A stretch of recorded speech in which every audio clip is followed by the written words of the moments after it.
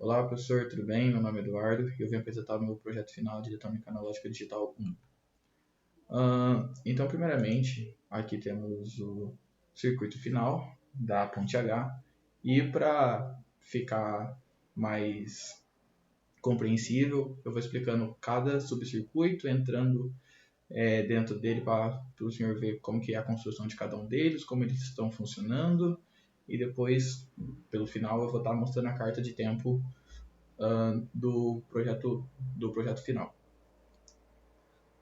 Aqui inicialmente então temos um Demux 4 para 1, no qual, como eu vou abrir aqui, ele é constituído na montagem aqui de mais 3 Demux 2 para 1. Aí entrando aqui no Demux 2 para 1, ele é composto por essa arquitetura aqui, certo? No qual aqui ele vai receber as seletores 1 e a seletora 0, que vai ser um pulso de clock, no qual vai passar esse pulso de clock para os circuitos de operação, que vai escolher se vai gerar sentido horário ou anti-horário, o divisor de frequência ou o CMO, que é o nosso controle de modulação PWM. Beleza. E cada um deles aqui é basicamente um registrador de 2 bits, um flip-flop D, no qual está armazenando essas variáveis que são passadas por D1 e D0, que na especificação da arquitetura do projeto selecionada lá era daqui equivalente às portas AVLR. Essa aqui e essas duas aqui eu mantive como um padrão. Vou abrir aqui os registradores. São dois registradores D, no qual aqui eles são dois registradores estão registrando 2 bits, e tanto para a OPE, DIV e CMO é o mesmo registrador. Como podemos ver, vou abrir aqui o DIV, a mesma arquitetura, e para o CMO ele é de mesma arquitetura. Já aqui então, um pouco mais abaixo, depois que ele recebe o pulso de clock que passou aqui do nosso Demux, e depois de ter selecionado que vai vir para a porta do divisor de frequência, ele vai passar os 2 bits registrados e entrar aqui junto com a frequência, no qual ele vai gerar uma frequência de saída. Vou abrir aqui o divisor de frequência, no qual podemos ver aqui no divisor de frequência, ele recebe a frequência de referência, as chaves seletoras que vão auxiliar a gente na seleção do valor que vai ser o nosso output. Aí aqui passa por 3 registradores JK, no qual a frequência, se ela for selecionada 00, ela vai sair no A0. Se ela receber 01, ela sai aqui no primeiro caso ela sai inteira, aqui nesse segundo caso ela sai pela metade. Aí após passar pelo segundo registrador de JK, ela vai sair 1/4, e aqui se for 1/1, ela vai sair 1/8 após ter passado pelo terceiro JK.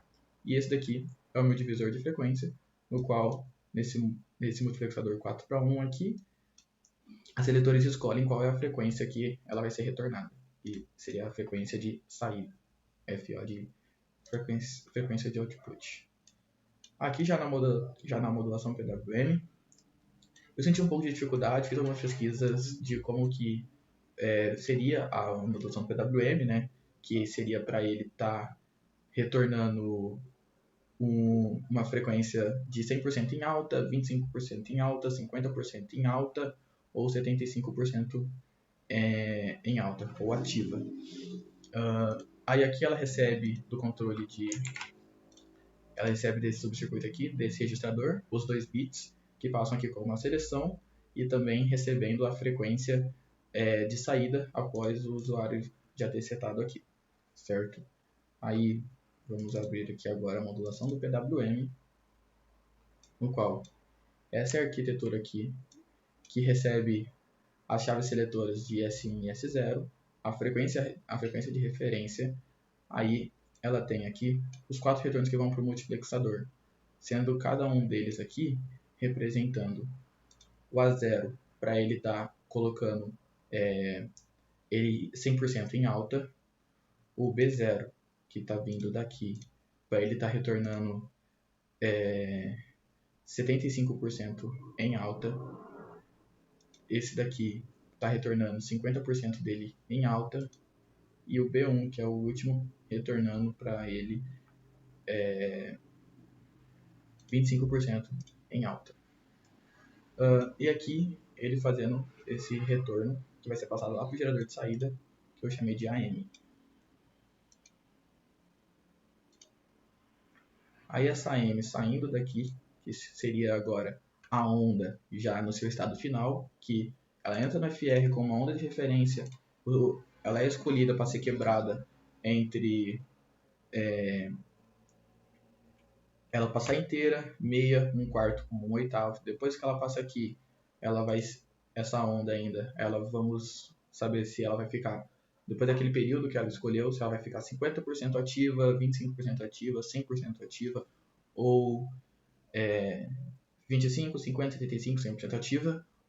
E depois que ela passou aqui, fez esse filtro, a última onda é retornada para a saída e recebe do registrador de 2 bits aqui as suas seleções, sendo ela S1 e S0. Vou abrir aqui a saída, ela não é muito difícil, é muito complexa no caso, né? Aqui o meu Demux é um Demux 4:1, no qual ele recebe essa única entrada aqui, as 2 chaves de seleção, sendo aqui a frequência de referência. Aí aqui ele vai estar printando ela na saída ou S1 ou S2, sendo que para sentido anti-horário é se ela for 0,1 e para sentido horário é se ela for 1 e 0. Aí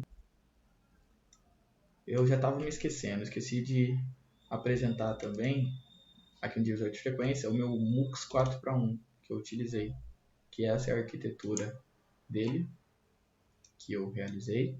São três MUX 2:1. E se abrirmos aqui esse MUX 2:1, essa é a arquitetura do MUX 2:1. E agora vamos para as cartas de teste.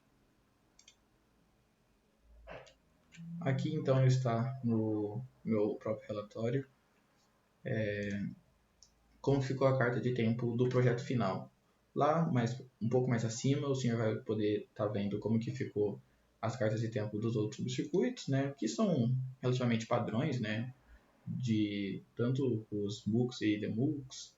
Tem lá para cima também como que ficou as cartas de simulação do divisor de frequência, do PWM e dos outros subcircuitos. Aqui então eu considerei os resultados obtidos aqui consideráveis, porque quando aqui D1 e D0 foi 0 e 1, ele deu um pulso no sentido anti-horário. E quando foi ao contrário, que seria 1 e 0, ele deu um pulso no sentido anti-horário. E aqui também foi um pulso de acordo com a frequência de entrada e foi um pulso de 100% da frequência que entrou. A mesma frequência que entrou é a mesma frequência que saiu. Aqui um teste um pouco mais padrão, mas eu achei bacana esse teste aqui, que ele mostrou com esse pulso, com essa frequência aqui constante, né, de uma frequência aqui com um período de 32, né. Aqui deu muito bem para ver ela com tamanhos diferentes, ligando e desligando no sentido horário e anti-horário, ela não coincidindo, né, dele girar horário e anti-horário, que seria fisicamente impossível, um motor girar para os dois lados simultaneamente. Então, creio que esse resultado que eu obtive aqui para esta carta de tempo é um resultado aceitável. Professor, foi essa minha apresentação. Muito obrigado pelo seu tempo. Muito obrigado pelo semestre e até mais, viu? Tchau, tchau.